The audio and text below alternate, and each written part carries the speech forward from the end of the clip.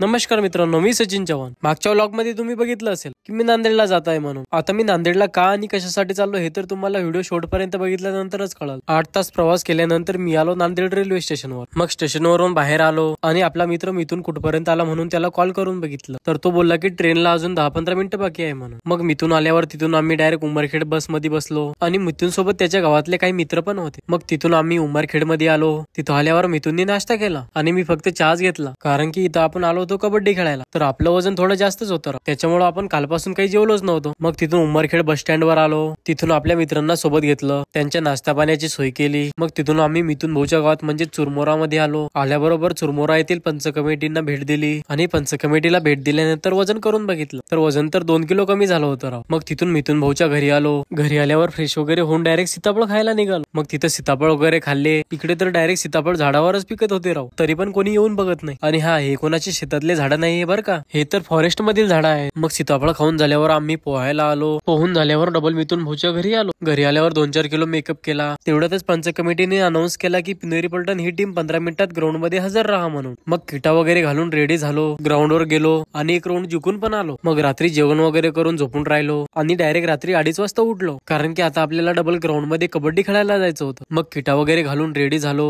आणि तिथून direct ground मध्ये आलो, तर तिथं आपला मित्र सतीश भेटला राव, जो की आपल्या सोबत पुणे येथे कबड्डीची प्रॅक्टिस करत होता। मग आम्ही डबल एक राऊंड विन झालो। आता समोर काय होते आणि कसं होते हे जर बघायचं असेल तर फटकन फॉलो करून टाक।